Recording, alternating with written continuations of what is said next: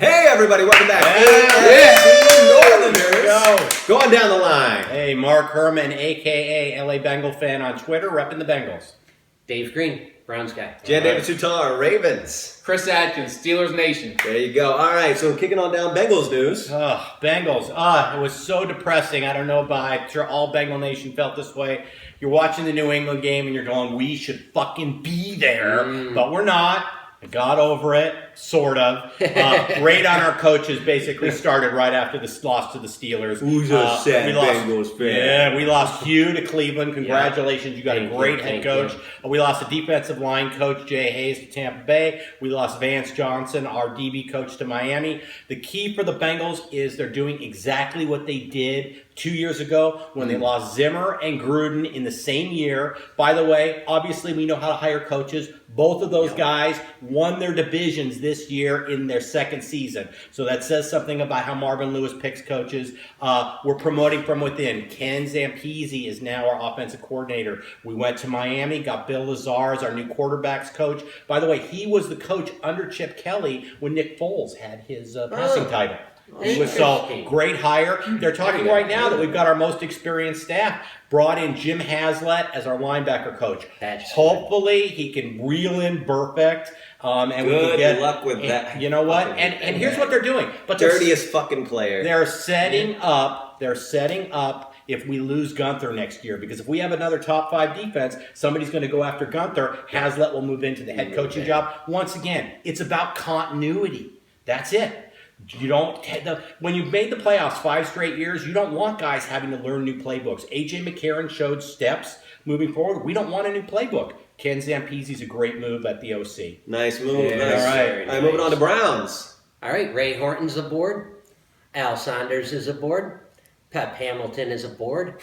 And Kirby Wilson is aboard. His staff is filling out very, very nicely. Yes. I can't wait to see what else he does with the rest of the staff. Thank you very much for maintaining Tabor as a special teams guy. I just wanted to say is sorry to interrupt. This is the first time just hearing the offseason moves of the Browns where I've literally been like, that's smart. Yeah. That's Haslett surprising. must not be making the decisions. I know, right? That's it. Thank you. I don't know if I plugged Hal Hunter. He also signed today as the O-line coach.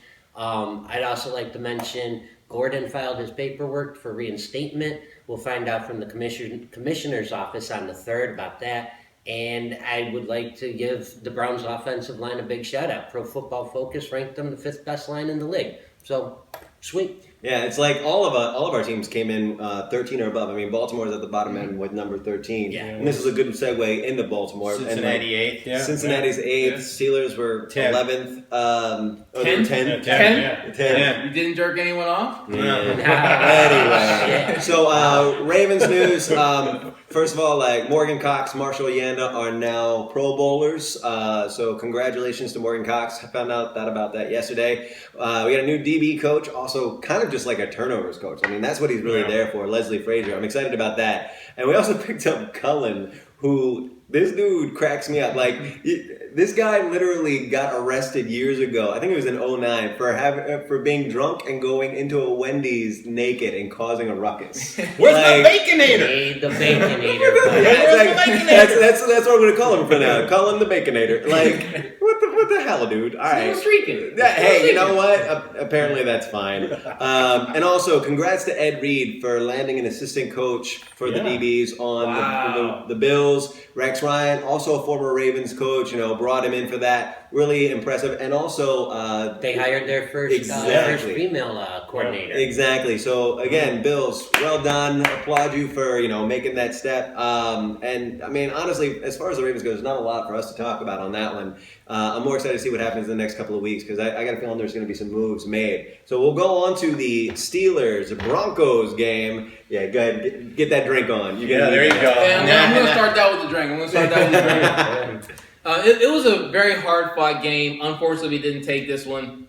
And to someone with a low football IQ, it might look like this game kind of began. You mean Steelers fans? With the Tucson fumble. Looked like this game might have began with the Tucson fumble. But there was actually a lot that happened here. This was really a defensive struggle on both sides.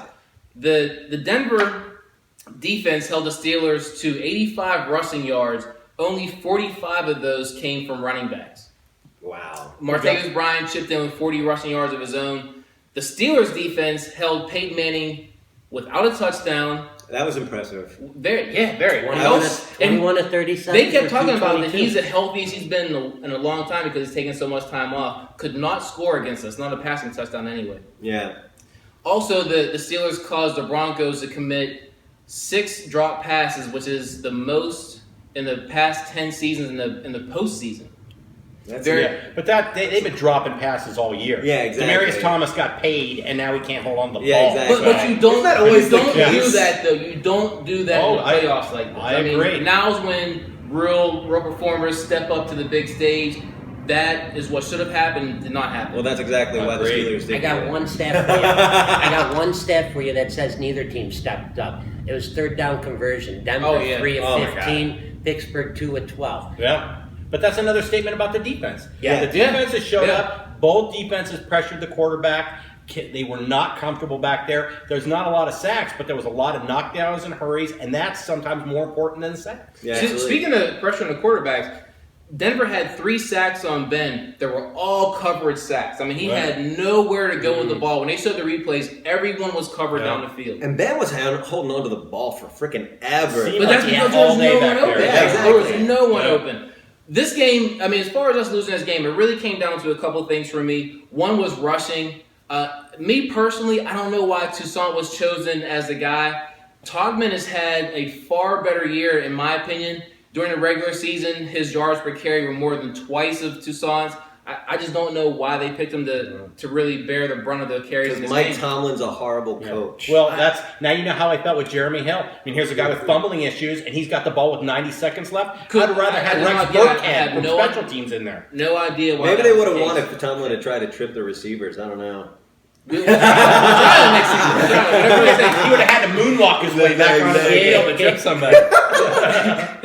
All right, so let's move on to the Broncos-Pats game coming up. We'll keep talking about the AFC division. So move on down to you, Mark. What are your thoughts, Broncos-Pats? I think this is going to be a hard-fought game. I'm really pulling for Peyton Manning. I'd like to see him go out, at least get to the Super Bowl if it's his last Super Bowl, even if he doesn't win it. I do think he had a bad game last week. And that was typical of a guy coming back for the first time.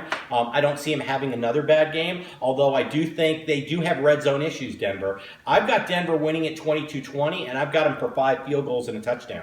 I do think it's going to be a close game. I do think that front 7 is going to be able to pressure Brady. You guys, the Ravens, have set the formula. You get Brady off his timing, and you can beat him. That's how you guys beat him every time. So I like Denver 22-20. There you go, 22-20. All right, gotcha. Interesting. I'm also going to go with Denver on this one, but I think a lot of it has to do with whether or not Denver gets off the ball off the first drive. If they come out hot, if they can come out hot, that spells good stuff for their offense. Defensively, they've got to blitz Brady up the middle. The interior of that line is not the strongest of interior lines. Where they really Denver excel is on the defense tackle is side. stout. That Denver defense is ridiculous. Honestly, I think this is going to be a pretty close game, like Marc's saying. I'm going to go a little bit higher, though, on it. I'm going to go 26-23 Denver. 26-23 Denver? Okay, rock on. From my standpoint, I look at the Pats and their injuries. Like, they are seriously a little hurt. Like, they've got a lot of people that are out, a lot of people that are injured. So I think that's gonna be a big, contribution to it. What I'd like to see is really Manning step up, and because even though it was like Brock Osweiler that in the third quarter where they literally didn't score like nearly as much as they should, like they were literally even slowing down. Three games, no points in the second half. Exactly, and Brock was the one who was that quarterback for that. So if Manning can rally that team, that's where it's going to come from, because this is literally a battle between Brady and Manning. Like, who can really bring this down? And I got faith in Peyton that he can do this, but it really depends on, it's like how much heart he's got left on this. Call Eli and ask him what the formula is. Exactly. Ask him what to do. Exactly. Right. If nothing else, he's got to try to tie his brother Eli. He can't finish his career with one less Super Bowl. Exactly. I think that it's going to come down to that. It's really going to come down to Denver's defense versus Tom Brady's offense. and seeing what the Broncos secondary can do against that. I mean, that's going to be the key, because we know that they're going to, like, Belichick's going to pull out every single stupid trick play freaking can out of his little Sith Lord fucking playbook. Sith Lord playbook. I hate that fucker. God, I wish he was still the Browns coach. Fuck you, Modell. I hate that guy.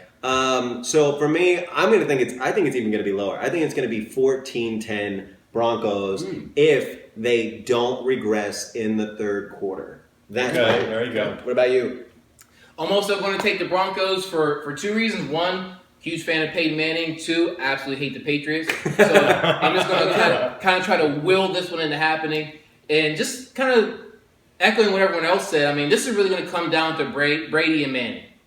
These guys have a history of each other. They're two Hall of Famers. They're two legends. Well, Peyton Manning's a legend.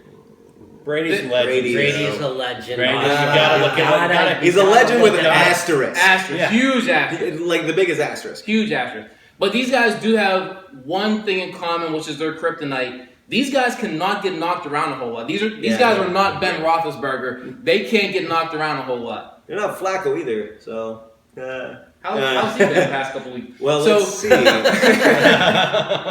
as well as what I'm hoping is that the Denver defense gets after Brady the way he got after Ben Roethlisberger last week. Roethlisberger had to eat the ball on 3 sacks. I mean, that's going to force Brady to make a decision. He's either going to have to throw under pressure, might come up with an interception, or he's going to have to eat the ball, take a sack. Either way, he's not going to like it. I want to see the Denver Broncos take this one 27-20. 27-20? I can live with any of those scores. And also, I just want to say that Flacco's probably doing pretty good, seeing as how we swept you guys twice. So, I mean, I'm sure he's okay with that right now. So, you can live with that. He's Pitt's sloppy seconds. Whatever. Pitt sloppy seconds. Pitt's sloppy seconds. All right, guys. So that's one note on the I heard this on PFT. Give Mike Florio props.